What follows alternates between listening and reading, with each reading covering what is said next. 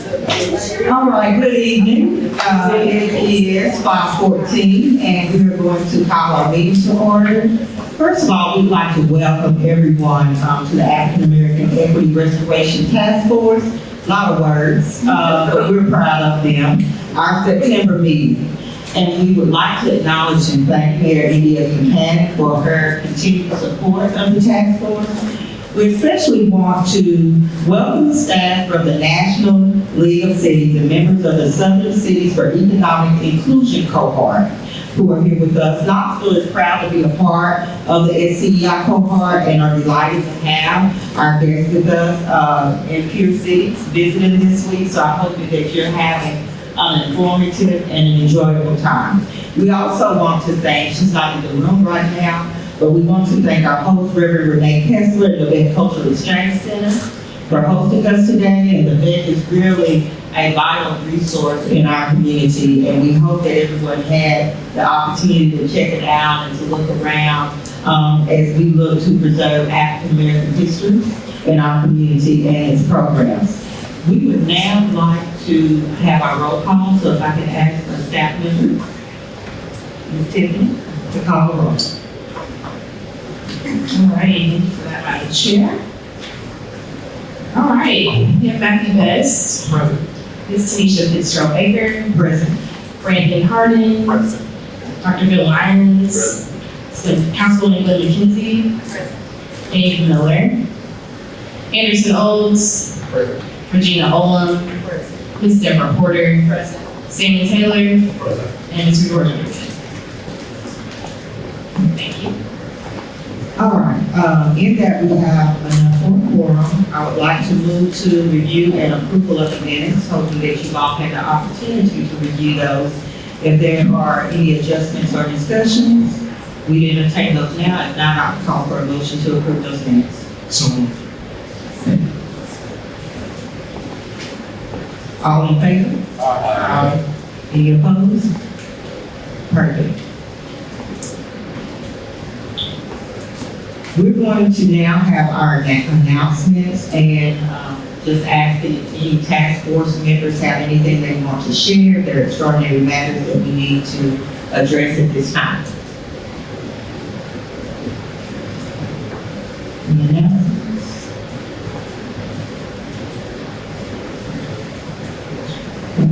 Well, I'll make one.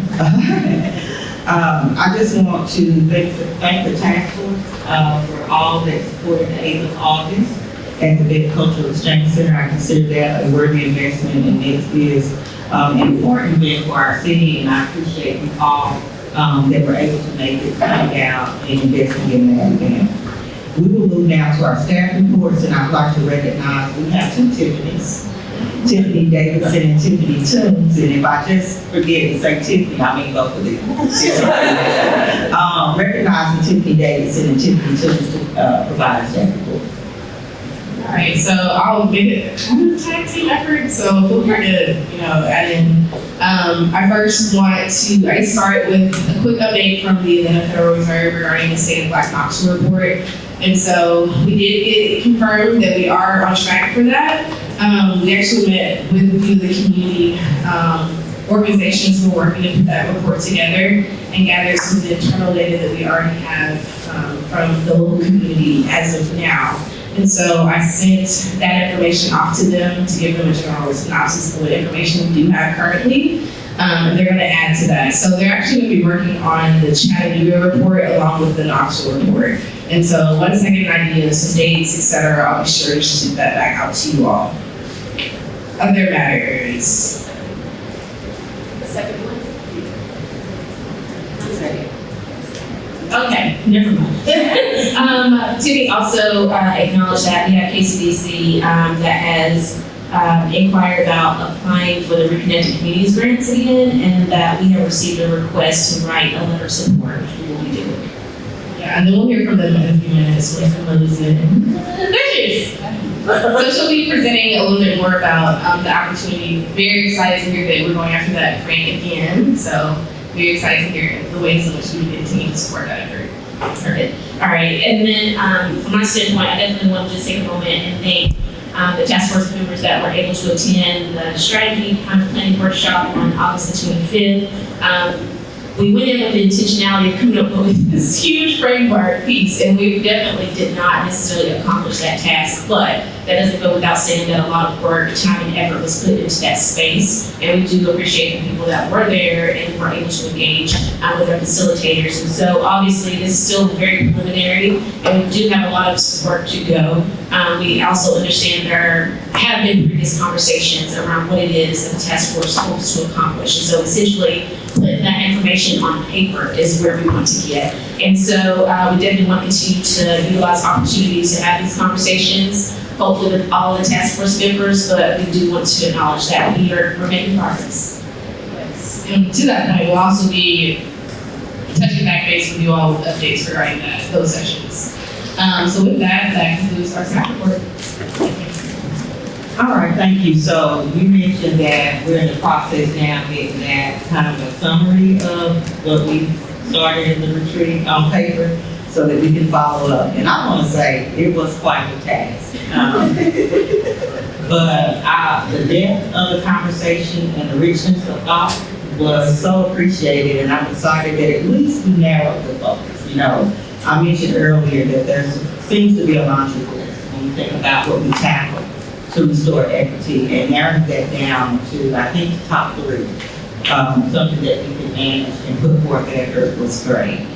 We will now look at our committee reports, and I think a lot of what we did last month was centered around the retreat, and a lot of our, at least my mental energy, and I think most of the task force was centered around that. So we're going to look at the schedule for our committees, and defining, want them to be meaningful, not just meeting to meet.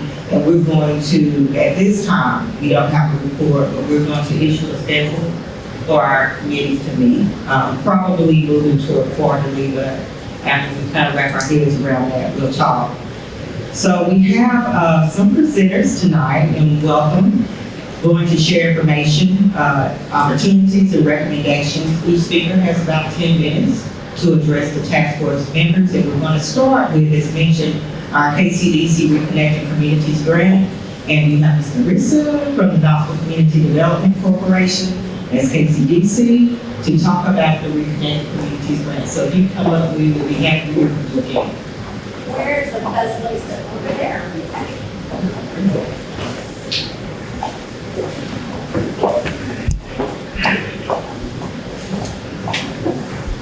Thank you for having us and me come speak again. I'm excited to be here. We submitted, as you know, last year for the Reconnecting Communities Grant, and we scored very highly. We had 1 highly recommend and 3 recommends out of the judging criteria. In order to proceed to the next round, you needed 2 highly recommends. And there were medium, low, and did not respond. We didn't have any of those. So that was great. So they gave us some great recommendations to make some changes. And we have made those in this year's application and want to reapply. So we think we have a really good chance. Very similar application to last year. What we're looking to do, and you can see on that map, take the East Knoxville Greenway that's currently been funded and connect that all through downtown, all through Austin Homes, to the new stadium and economic development centers that are located there, down Hill Avenue, across James White Parkway, and the new Greenway that will be going in there, down into South Knoxville, where we see additional new economic job centers available for residents. So it's a comprehensive plan to really connect the entire community through multimodal pathways for both biking and walking. 2 key elements to point out that relate respectively to the Beck Center is the expansion on Dandridge Avenue to ensure there are walkways all down Dandridge, as well as safe pathways to cross the street. If you get down to the end of Dandridge by Wilder, the sidewalk actually ends. So how do we make that a complete connectivity corridor? So that is included in there, as well as helping bring the Beck Center's cultural corridor idea to reality. So we also include funding a request in this proposal to fund 10 pocket parks along the cultural corridor, including the installation of those parks. And bringing in a interpreter, historical interpreter, to develop online resources that will then correspond to each park, and bringing in the rich culture, the audio recordings, video, anything that we have, bringing those together into a digital resource that highlights each stop along the park. So we are asking for a letter of support as we submit this grant application to the Department of Transportation. Go ahead, you can step up. Yep.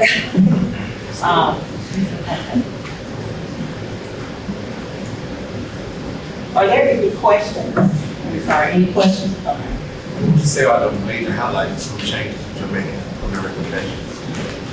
The major highlights for the changes, I have that on the sheet, but I should have brought it. The major highlights really are around organization, just the history piece. They love the history, but wanted to see a little bit more about current. We focused a lot, and in this grant, asked us to focus on transportation facilities, so roads, arterial roadways, highways that were put in during the 60s and 80s, roads from 1960 to 1980. We focused a lot on that. We did not talk about current conditions of those roadways. And so that was one major change there. This year's grant went from 4 judging criteria to 7. And we see that they want a lot more on climate change hotspots, ways that we're going to reduce transportation via vehicles into more multimodal pathways, which is where the entire crux of our grant is. We're excited that we're able to easily answer that. They wanted to know how we were going to mitigate freight traffic, which is not something we have on our roadways that we're addressing, but we need to address that and at least talk about that part. And the other part was how many residents were getting displaced due to this construction. And we are happy to say that all of the land that we are proposing is owned by either KCDC, the city council, or the stadium development. And so it's all already owned land that we're able to say. So there is no displacement of residents in the construction of these state projects. What's the grant amount different than the application last year? So they're on out, and so by how much? And then just in terms of like space, like how much more space are we covering with the proposal this year versus the one last year? And so the proposals are the exact same in terms of distance. So pathways will all be the exact same. We're recycling all of that information. And there was nothing wrong with that information in the first one. This particular grant opportunity does not have a ceiling. So it's a minimum of $5 million. What we did learn through the process, so another lesson learned, is you can ask for partial funding. And we know the dollar amount we went in was pretty lofty. And so our total cost of all projects involved is $8 million. 40 million of it is already funded. So we're asking them for 40 million, which is what you're allowed to. It's a 50% match. We are offering the opportunity that the James White Linear Park could be parsed out of this proposal. So if they felt 40 million was not something they could give, then they have the ability, that we're giving them the permission to go ahead and say, we love these other pieces, we're willing to fund that, or we've run out of money, or we're close to the ceiling, so we can fund this, but not this. They told us we would have much better chances if we were able to show separability of certain pieces. So we will ask for 40, however, we will give them a caveat that we would be happy with 20 million. Yes? If you receive what you're requesting, all of these proposals would be fully funded based on that? Correct. Based on the costs that we've estimated for all of them. Now, I can't talk about inflation and construction costs. Correct. So based on current estimates that we have put in, yes. Now, the ones that say fully funded are the ones we're using for match. So those are funded now in existing budgets for various entities. The ones that say partially funded or not funded are what we're seeking Department of Transportation funding on.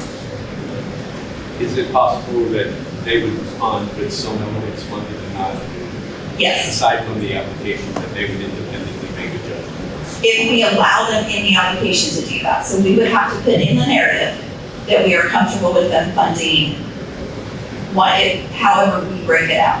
What I've broken out for you here is much more detailed than what we're presenting to them. So our map this year is not going to have 20 different colors on it. It's going to have a unified color. And we have a different graphics firm helping with us on this one. You have breakout in context because you're from the area. And for DOT, this will be grouped in probably 4 major project segments. So there is a chance if we allow them to, they could cut 3 of those. What we are presenting though is everything and then the James White Linear Park as that separate thing. And one follow-up, are we presenting them in the priority order, or is it just in, all in equal? Aside from, the funding dollar, we're not stressing that one is more. As of now, they are all presented equal with the exception of the linear park. We are saying that the cultural greenway can serve in place of that if they were not able to.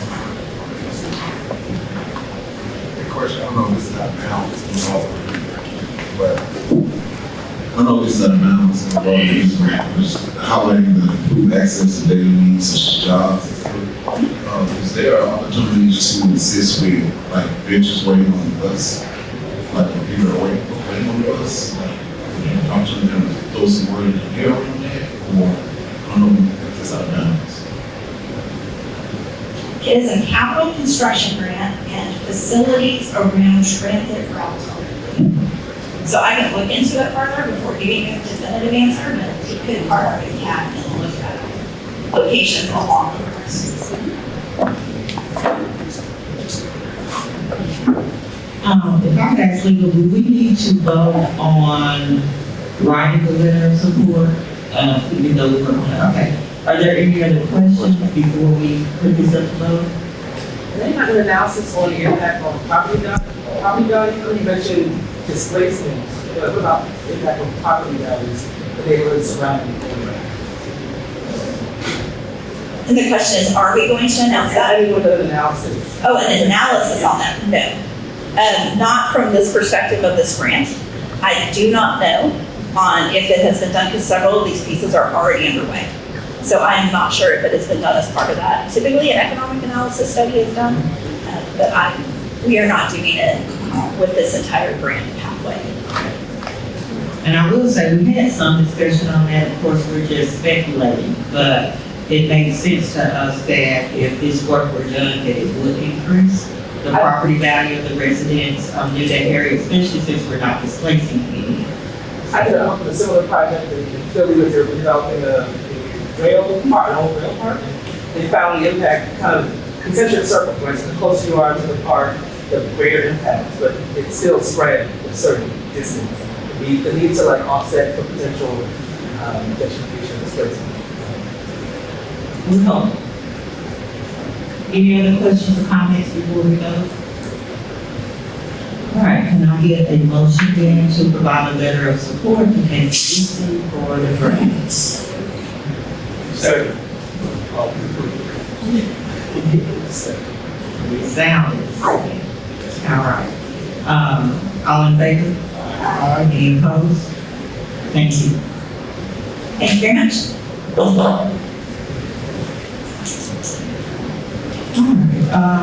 Next, we will have a presentation from the Knoxville Utilities Board, and I mentioned earlier that I work for the Knoxville Utilities Board as the Diversity, Equity, and Inclusion Manager, and really thought it would be a good time to kind of highlight some of the efforts that we have at KUB.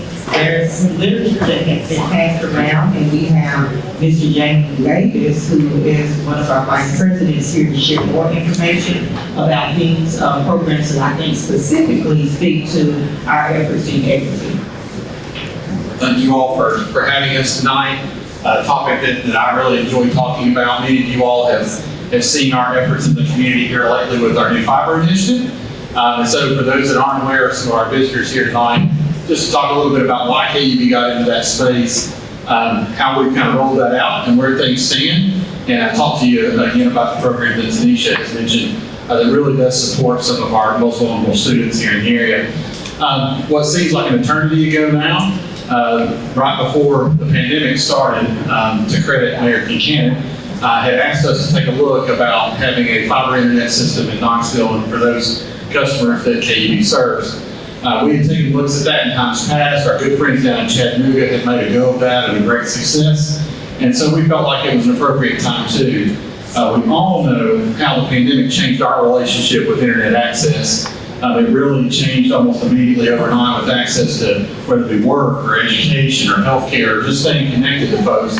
And so KUB's position at that particular point in time felt like that it was a utility. it was a need for a way of life, and not just what many of us who had grown up a little bit older felt like it was just an entertainment venue.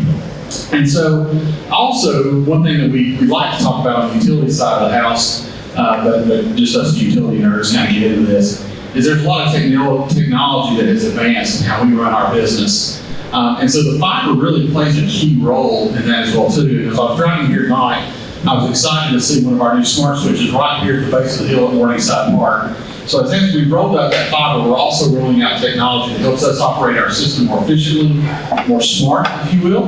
And that just honestly, the easy way to say, how's that benefit you as a customer, is your life staying on longer. We can't prevent the number of storms, but we can make that frequency and duration smaller for the folks that ultimately are impacted by those. But as we go through the approval process, again, talk to many folks who are here tonight about the why and the investment here for Knoxville, again, with the support of American Cannon Council, we were allowed to go into the business, and we've been live now for about 2 years. Where we went was very intentional. We knew that there were folks both in our rural areas that KUB serves. One thing that's unique about KUB, we have parts of 7 surrounding counties that we serve, all of Knox County, kind of stopping down in the Cedar Bluff area, but some rural areas as we proceed up into Granger and Union County. So there were 2 types of folks that we knew really needed this service: the unserved, meaning that there were folks that had no service whatsoever. And I want you to think more of the rural areas. Those are the ones that the federal dollars and employing out of states are really meant to support now. But even in our urban core, there were underserved folks as well. The example I love using is right across from our facility on Middlebrooks. It's a former business that's now a home. And we were approached during the pandemic, well before we got into the business, about service so that their kids could go to school. The existing providers had quoted them somewhere to the tune of $5,000 to $6,000 to get that house established with service. And the literal fiber, if you will, or cable was right across the street. And so access sometimes was not necessarily a physical limitation, but sometimes financial. So where we went ultimately, really in the shadow of this building here in our area, represented some of those communities we thought really needed some help and gain access to it. So from a phase 1 perspective, those areas that received it first, and phase 1 should complete by the end of this year, in calendar year 23. We get all 3 of UT's flagship high schools. We get 9 of the 16, the communities around, if you will, 9 of the 16 community schools, 17 of the 20, I believe it is, districts, census districts, along with about 25 of the 95 Knox County schools. So you can kind of see a lot of the areas in which where we went first. We were trying to address those issues of where folks didn't have the type of service that they need. So where we stand today, our service is available to right about 32,000 folks. We've got a few thousand customers that tell us they love our service. We're very excited about that. We expand every day and working hard to make sure we get this expanded out. But one of the more interesting programs that, again, we give a lot of credit to Chattanooga and Hamilton County for creating during the pandemic, was they took some of their federal grant dollars and decided to do something really unique. They had the service already or extended through the Electric Power Board of Chattanooga, but they created a student internet program in which kids in Chattanooga that are on free or reduced lunch get free internet. And so we had actually worked with Mayor Buchanan and staff, Mayor Jacobs' staff, and said, let's try to do something unique like that in Knoxville as well too. I'm pleased to report we got our first 2 kiddos on that program. It's just gotten off the ground with gracious funding from city, mayor, and city council.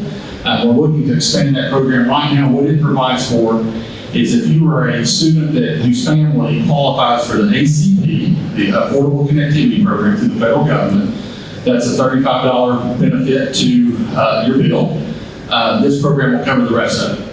And so you basically get free internet, that's gigabyte service, up and down symmetrical, fastest internet in the world, unlimited, use all you want, pay more kind of thing.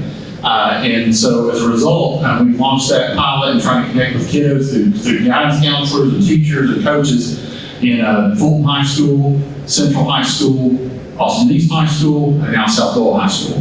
And so if you know some kids in those areas, please get the word out. We've got flyers that I just handed to Nisha. Would love to connect with those kids. We're still kicking the tires on the process, but we're excited to get that off the ground. So that's where we're at right now. Again, I'd love to answer any questions that the committee may have about our efforts. Austin and Nish, you keep me honest here, Richard, I'll mess up. Austin, East, Fulton, Central, and South Fulton. That's right. And we hope to, what we're trying to do right now with funding where it is really just make a commitment to the children that they would have that internet, in theory, through their 4 years of school. So funds are limited. At this particular point in time, we're looking to grow that program and then expand obviously down to every school as we continue our deployment. But that's where we're at right now, are in those 4 schools. I don't have a question so much as a comment. You started speaking about the equity component of this, and it was very intentional that the build-out started in areas most in need, rather than being dictated by engineering concerns, which, previous efforts, especially by the private companies that provided that service did. This was something that the mayor had appointed a task force, advisory task force for KUB, and that came up in that discussion, and I want to applaud KUB for being that. I think you had that idea already, but being very responsive to the consideration. Let's make sure this goes first where it's most needed, rather than where it's most convenient to start it from and build that in a engineering perspective. Yes, sir. Thank you. And just want to kind of reinforce a part of the conversation we had earlier when we were talking about access and pathways. Obviously, having access to the fastest internet in the world creates opportunity and equity and accessing information quickly, being able to complete projects and assignments and all of those things that support helping us to prepare all communities for better jobs, better opportunities to get engaged in entrepreneurship. And so I'm excited to be a part of the KUB efforts in closing the digital divide and really thinking, like you mentioned, it was intentional. And looking at that from an equity standpoint.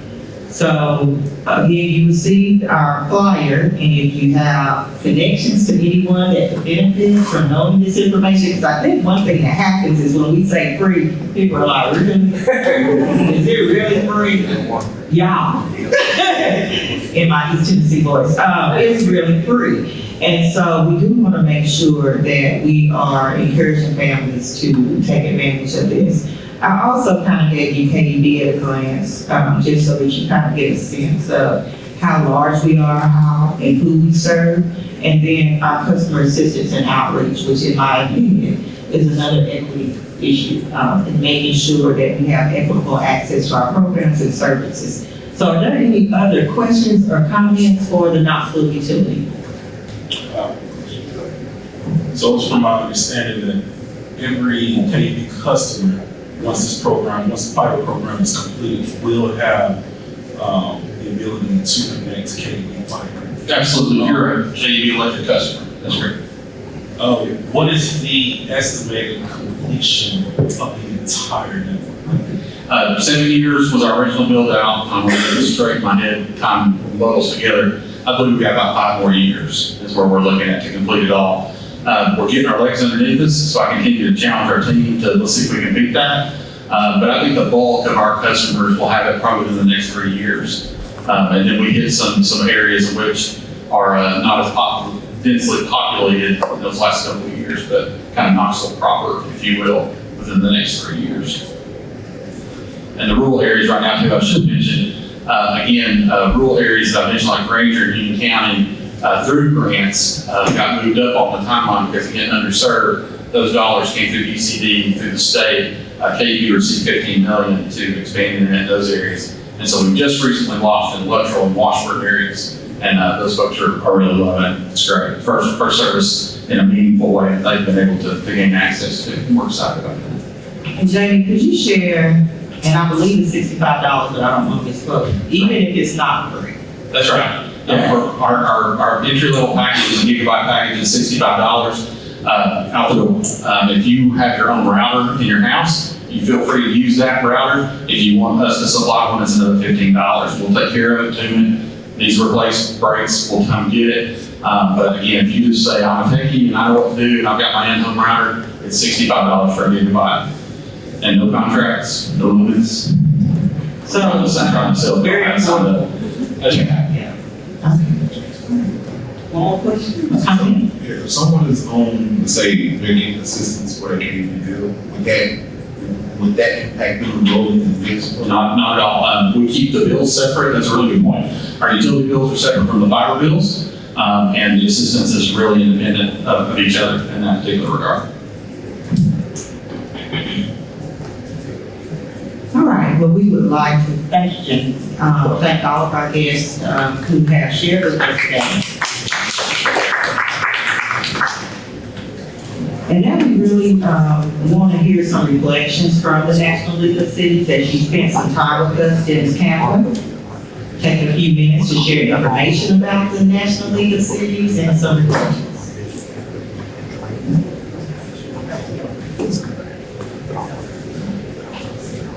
Good evening, my name is John Scampa. I work at the National League of Cities. I'm a senior fellow there, but I live in San Antonio, Texas.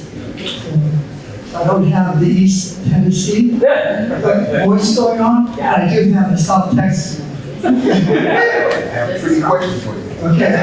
Okay. It's really easy. So I'll just first. It's really easy. Let's stop. So one, I have to start off by thanking all of you for being such gracious hosts to us. You know, it's not easy for hosting people. And thank my colleagues from Danville, New Orleans, and Jackson to come here to learn from you, as well as share what they're doing in the survey. So we believe that peer learning is one of the most effective ways for cities to learn and improve their policies and practices. And I think we had a great day today in that respect. So I was also, just wanted to thank all, thank you. And I'm so glad to be here in cool weather.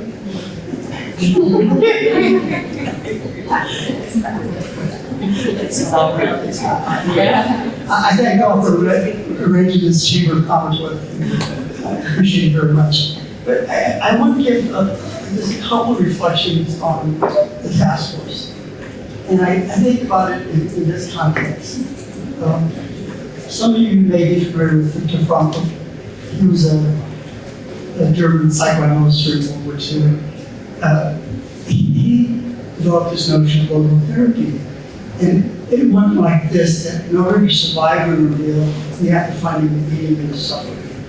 So when you think about the task force work, is you've been exploring what has been the meaning of the suffering of the people here.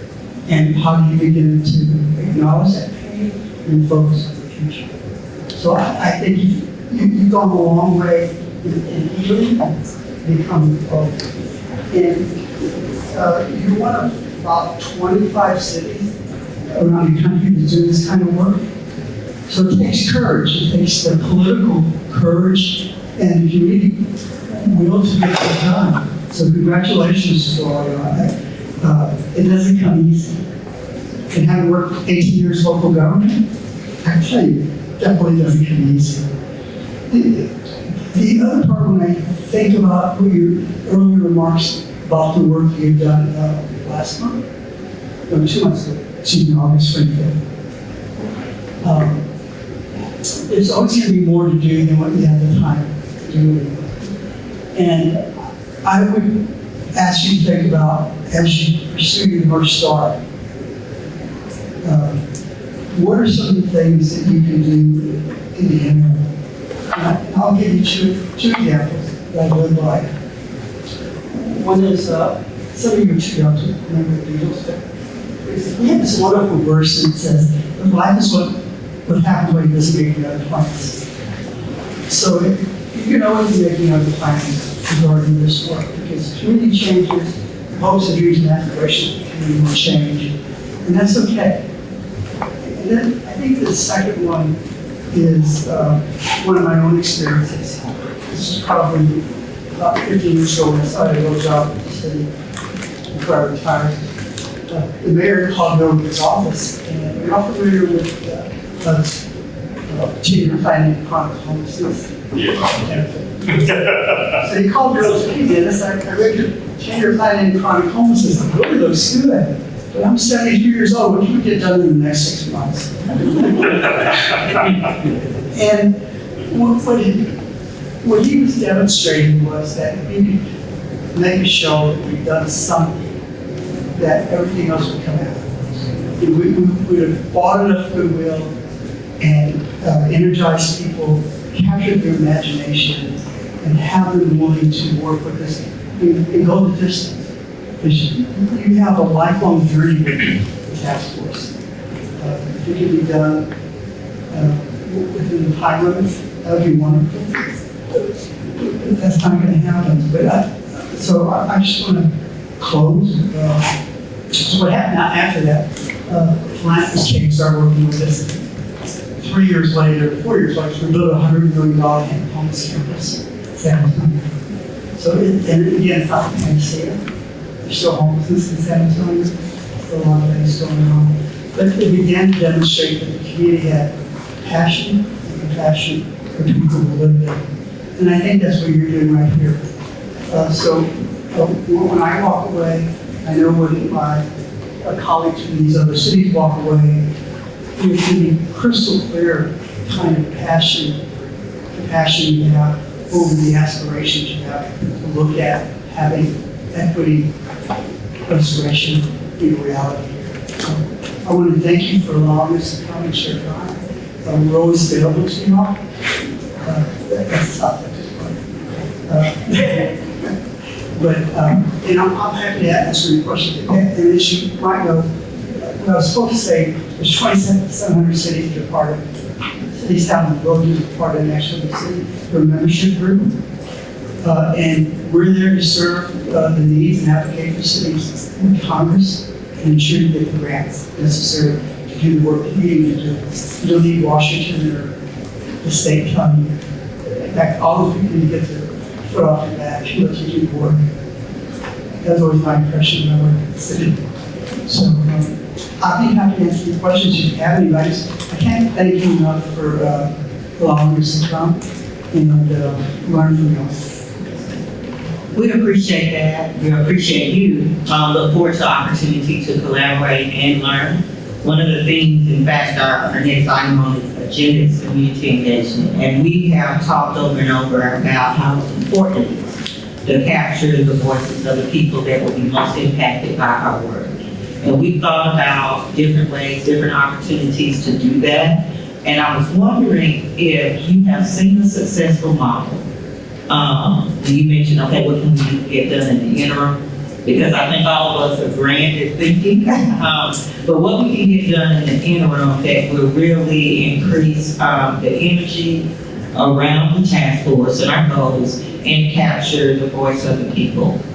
So if you, and you don't have to have it today, just put that on your to-do Well, list. I said as my colleagues, I'm not in Jordan, should be reminding me to get back.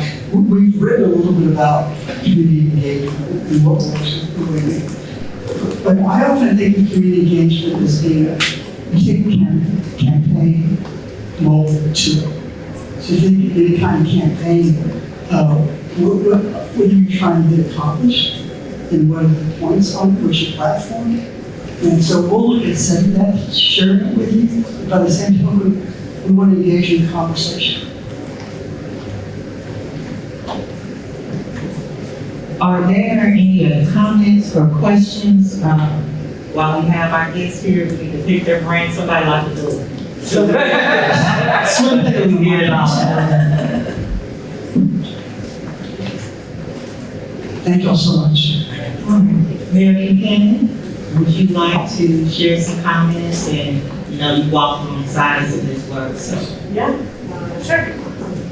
Thank you.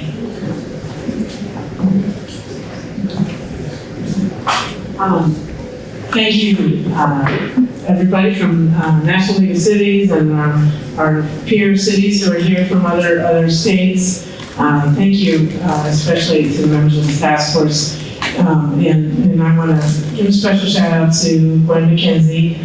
This task force was initially started thanks to your leadership, and really appreciate that. I was a little like, oh, this is going to be a lot, but it's anything that's worth doing is hard work and takes a lot of effort by many parties. So appreciate the volunteer work of everybody on this task force. Appreciate all the strategic thinking you've done, that you've narrowed down the priorities. And I'm really excited about what we've heard from KUB and KCDC. We've got good things happening in Western Heights. We're hoping to bring more good things to the East Knoxville. KCDC's one partner. We got a lot of potential and a lot of positive momentum. And I'm really grateful. And if you guys have more reflections after the end of this conference, our sister cities here, because when we invest in parts of town that haven't seen a lot of investment, either through grants or private sector, it will raise property values, and that can be a positive thing. But how can we include the people who are living here right now in this rising tide? Now, we can already see it. The stadium's already having a positive effect. People are speculating on properties, and something that was worth like $2,000 yesterday, it's like they're asking for $2 million. Or, particularly in commercial areas, that can be a positive. But again, I appreciate the guidance of this task force and welcome thoughts from sister cities here as you all dealt with similar opportunities. We are lucky in Knoxville that we have a lot of people moving here. We have a severe housing crisis, and largely because so many people want to live here, and the people who are from here are eager to stay. I just welcomed a brand new class of Knoxville firefighters starting the academy today. There's 31 new firefighters, and I would say half the class are from out of state. And others are local talent interested in joining the fire service, but they're coming here from other places because of our quality of life. And so, anyhow, these are good opportunities, but also challenges. So I appreciate the task force work. I'm excited that I got reelected, so I got 4 more years to keep it going. And I do appreciate also, as you know, when we first started this task force, we weren't sure how it was going to, be structured. So you guys have been stalwarts in meeting and thinking through that. I'm really pleased that Tiffany has been here all along. Now we have Ms. Tiffany Davidson helping. We started with Charles Lomax. He's now at the Urban League, and McKinney Middlebrook is leading our Office of Community Safety and Empowerment. So thank you guys for your patience as we have gone through our own changes, but the work continues. I'm eager, excited, and can't wait to keep working on this with you. Thank you, Mayor, and we did want to congratulate you. And it was, I know for me, holding your breath, you kind of know it's going to happen, but to see it flash across the screen was confirming, because you started this work with us and helped facilitate us being able to move forward with what was really visionary. And so we are happy to be able to continue to grow under your support, and congratulations. We thank you. Thank you. Yeah.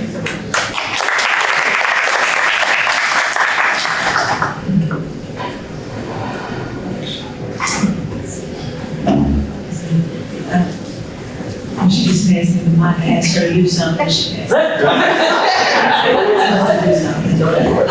we just want to, we have some other things to do this evening, but I wanted to personally thank you for your support. This task force would not have been able to function at the level that we're functioning without your support and advocacy and commitments. And so we want to thank you for that. I'd like to take a moment of privilege and ask that each member of the task force would introduce themselves and tell you what they do, or what their background is as relates to, because when we put a call out for applications to be a member of the task force, we had quite a few, myself, the mayor, and a few other people diligently went through these, and it was not easy because we had a lot of good people who wanted to serve in this task force. And so I think it's important to everyone introduce themselves and say a little bit about themselves, so you kind of understand why they were selected and how this team gels together and everyone brings a unique perspective to the table. And so I'll start with me, since I have your little here. Oh, Bill, let's go with you first. Yeah, my name is Bill Lyons. I was very pleased to be chosen for the task force. Thank you. I bring along kind of an interesting mix. I spent 30 years as a professor of political science at the University of Tennessee, and I worked for 16 years in city government, very concerned with issues of equity, affordable housing. I grew up in an era, you might tell from looking at me, when the civil rights movement was just beginning, was present when Dr. King was assassinated in Memphis. All that made a profound impact upon me. And I what I hope to bring to this is a knowledge of how government works so we can be effective. I think, good intentions are always appreciated, but being able to deliver results are even better. So anyway, I want to thank you for being part of this great group. We've had a great conversation and we had a great strategy meeting a few weeks ago, and I'm very optimistic.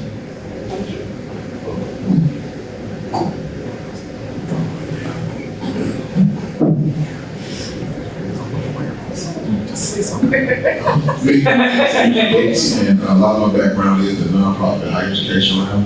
Currently working through Capital, which is a community development financial institution. And I'm here to serve and happy to assist with whatever value of time that I'm able to use on this task force. So, I'd also like to wait, which of the committees did you serve on possibly? I serve in the investment community. So what should be true? Okay. My name is Matthew Best, the Executive Director of Change Center, which is literally just down the road. It's a nonprofit that focuses on workforce development, first job for high school students. We also use that as a means to do violence interruption work in our city. When I was appointed to the task force, I worked for a Christian university where I taught kids about faith and social justice. And so just happened to be here, been involved in the city in youth work for a better part of a decade. Really live in the neighborhood about another 5 minutes down the road and do a lot of work with our local high school students, particularly in East Knoxville.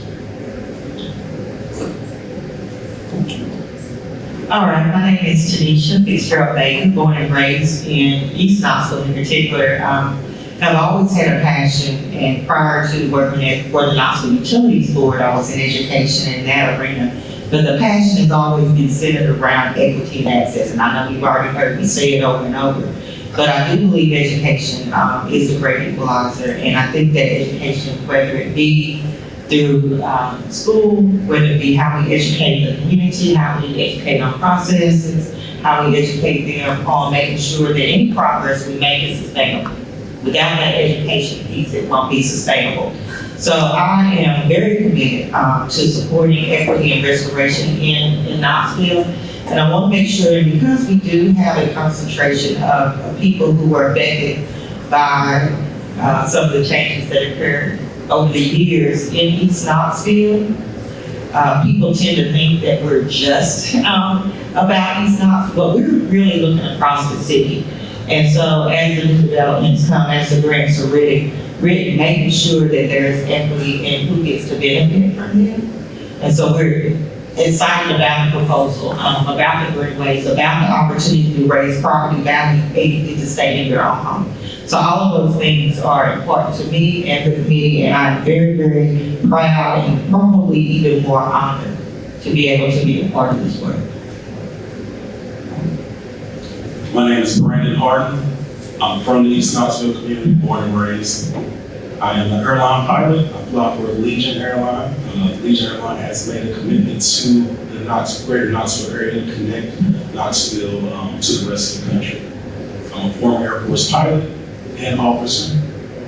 I serve on a few boards. I serve on Knoxville Botanical Gardens Board. I serve on the Big Brothers Big Sisters Board.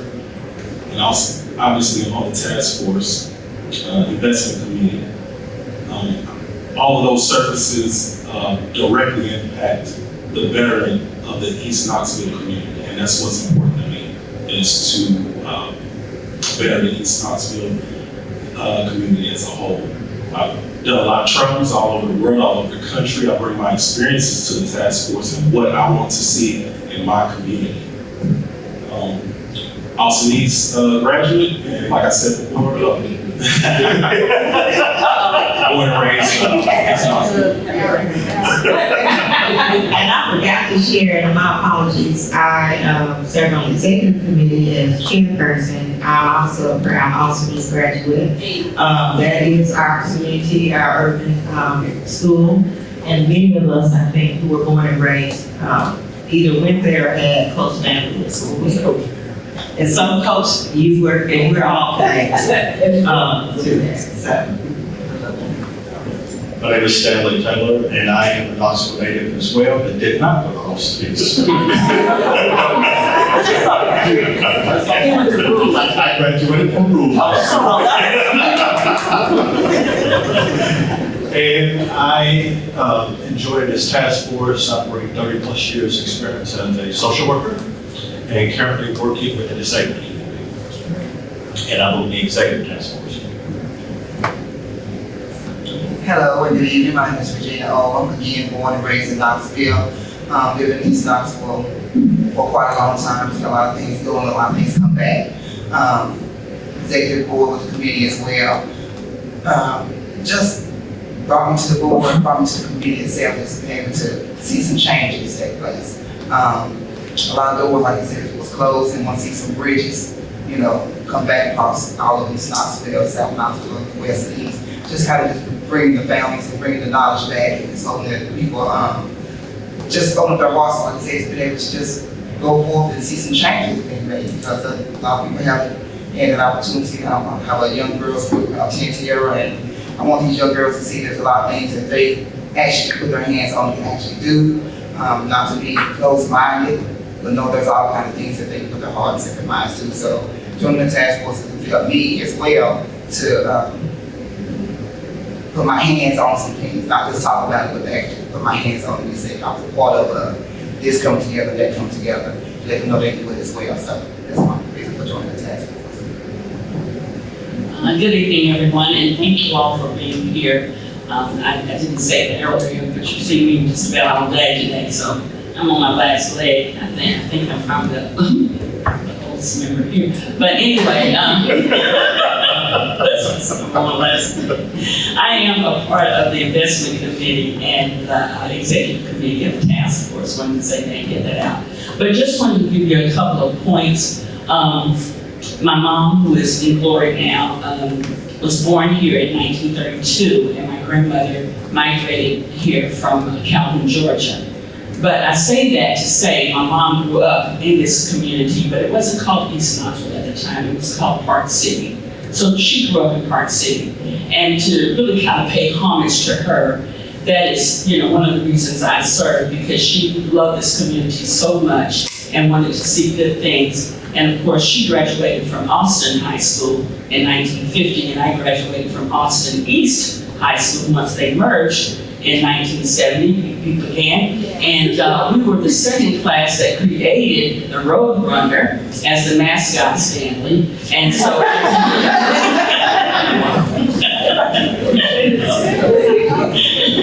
We got a lot of school pride. but Stanley knows, I've known Stanley forever, so we can, right, it's all good, as Stanley said, we can play like that. But wanted just to, bring out that point that, again, my mother loved this community, so it brings me pleasure and to serve, not only on this task force, but to serve in many capacities that I've served over the years. I am a little government bureaucrat. I retired from federal, state, and local government. Don't ask me how that happened, but it happened. And so, but I love nonprofit. I worked for TBA for 20 years, and that's Tennessee Valley Authority here in Knoxville. And when I retired, I said, oh Lord, what am I going to do? I was 17 years old when I went to work for TBA. And then, of course, after that, when Marvin Runyon pushed me out the door, I thought, oh Lord, I don't know how to work for, go find a job. But there is life after TBA. I'm here to prove it. And I don't take anything from TBA. I got a good, bringing up, as you could say that, there at TBA and the other entities that I work for. So now my day job, I do have a day job. My day job is working for New Directions Healthcare Solutions. We're all things health. Don't ask me how you got into that, but that's a whole other story. But we were boots on the ground for COVID, and a lot of us put our lives on the line to get COVID shots, and that's what we did and are still doing. So again, thank you all for listening and being here. Thank you all so much. I also wanted to highlight two other people who aren't present. Oh, Aaertf. We're reading each other's minds, because I have that down also. Not present with us, unable to be here today, is Attorney George Underwood, who is also an Austin East graduate. Big deal. He was here earlier. Okay, great. So you guys probably have an opportunity to meet him. And then Dave Miller, who's the CEO of First Horizon Bank. He's a native of Memphis, Tennessee, and has been actively engaged through First Horizon, looking for opportunities for equity in African American communities and those that are disadvantaged. As you can see, we have a very impressive group of people who serve on this board, who bring so many different perspectives and backgrounds to the table. Mine is, I was raised in Knoxville, but I wasn't born in Knoxville. My dad moved us here from Columbia, South Carolina when I was 4 years old. He was recruited by Whitney Moore Young with the National Urban League to come to Knoxville in 1969 and start the Urban League here in Knoxville. And so that's what brought our family here. My mother was a school teacher in Knox County Schools for almost 40 years until she retired, and with some other retired educators opened up an after-school program until she passed away. I have done a lot of different things as far as my career is concerned. I've worked in psychiatric care, substance abuse care, I've worked in the nonprofit world, I've worked in the pharmaceutical world, CVS Health, and now currently I am working with a company called Oak Street Health, which is a primary care, value-based healthcare model concept that's new in Knoxville, but not new across the country. It was founded in Chicago. There are over 230 clinics, primary care clinics, and the goal is to serve communities that are disadvantaged. Ironically, CVS Health purchased Oak Street Health, and one of my former VPs reached out to me and said, hey, we just bought them. I understand there's one right down the street from where you live in your community. And so took an opportunity there. I've been with them about 3 months now. And I know they said, yeah, we have 90-day probation, I said, and so do I. But really enjoying that work because I see how much it's needed in the community. And so that kind of goes hand in hand with the work that we're doing here. There are so many needs that are in our community. They're great. But the work that this task force is doing is looking for solutions that will build upon generational wealth building for generations to come. And that is what, in my opinion, and I think those who serve on the board agree upon, is that urban renewal negatively impacted that ability. You guys had the tour, I think, today, and you know that there were over 110 Black businesses during urban renewal that were devastated. A lot of those people relocated. The only original business that's left, I think you may have heard earlier, is Jordan Son Mortuary. And of all businesses, it is mortuary that survived. And so I often wonder what Knoxville would look like today if those businesses could have survived, if urban renewal were not as invasive as it was. And we still have people who are living today who experienced urban renewal and told those stories of the hurt where they lost their homes and they didn't understand it. And so the history, even though we only have about 17% African Americans in Knoxville, we are a close community here in Knoxville. We're more of an eclectic community. I think in the last census, that might have gone down by a percentage point because people who started identifying as other.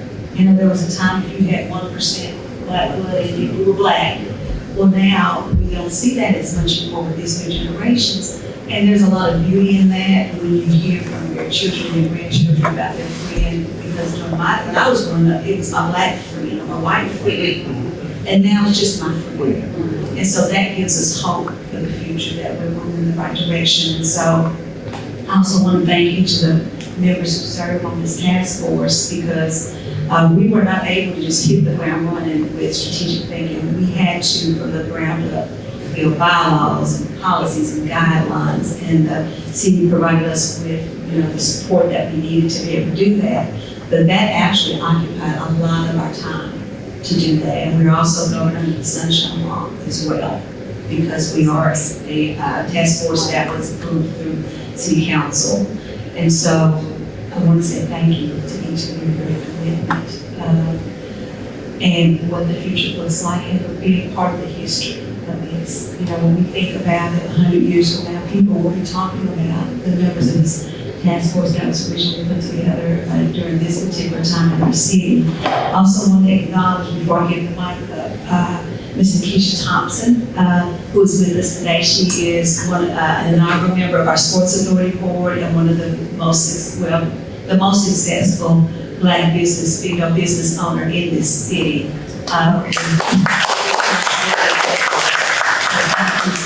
That you do.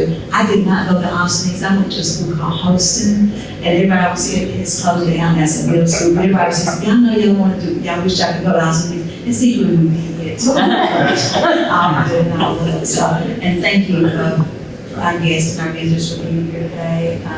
Any afterthoughts or different things that you all may get back home and say, you know what, they could benefit from knowing this, please reach out to us, to our board chair, any of us, and share your thoughts. If you have some great things going on in your city or some ideas that you think that it would be great for them to see, or please let us know. I like to drive, so we take a picture, or Brenda can fly us there.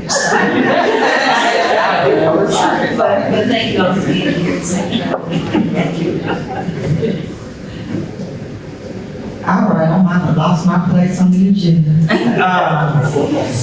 We're indeed, all right. But I'm gonna say, I'm not sure how much, because, we were in and out for different portions of the day, and I know you spent some significant time. I believe you understand, or hopefully that it's all the efforts to bring this together was the vision and efforts and energy and quite an investment of time from our city council member, Gwen McKenzie. And the thing is, it passed unanimously. And that does not happen without